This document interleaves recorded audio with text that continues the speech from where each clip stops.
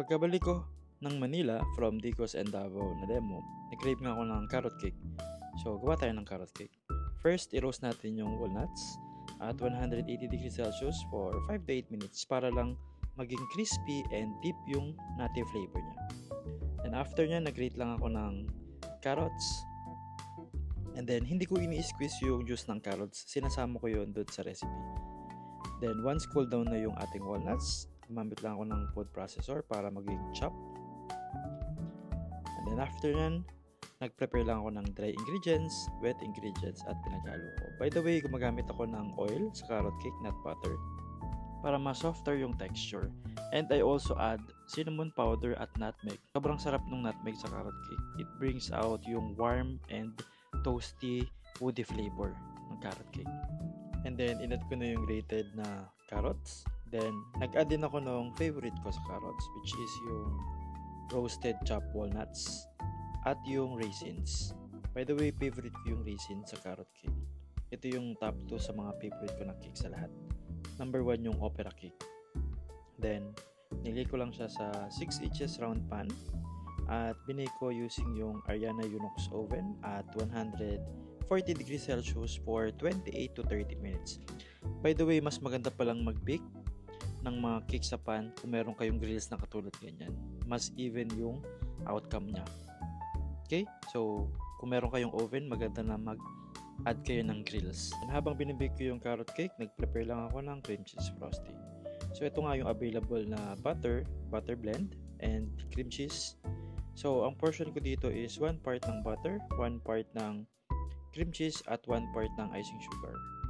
Then, once na luto na yung ating carrot cake, nirest ko lang siya sa cooling rack, and after nya nilagay ko sa freezer for 30 minutes para lumamig na siya completely. Then balik tayo dun sa cream cheese frosting. So first, whisk ko lang yung butter, and then once soften na and medyo lightly pale na, saka ako nag-add ng softened cream cheese, and then minix ko ulit, and then nag-add ako ng icing sugar or confectionery sugar. And then yung vanilla paste.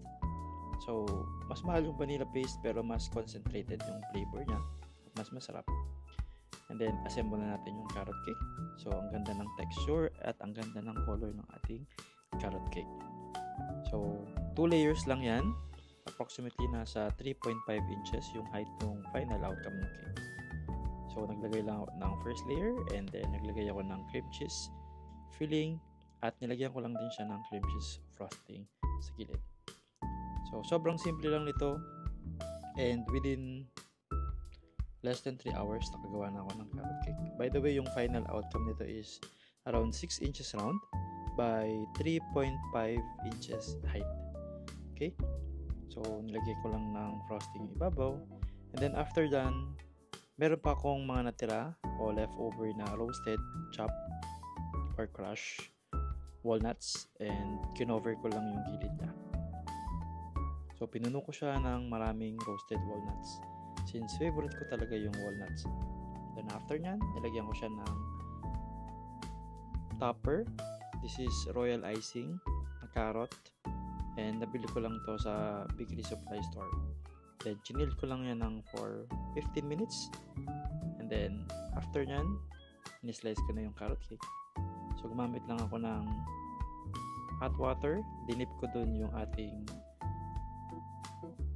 knife. Tapos, nilinis ko. Tapos, dinip ko ulit sa hot water para clean yung cut na. So, ito na yung ating carrot cake. So, ayan. Then, mas masarap yung carrot cake para sa akin.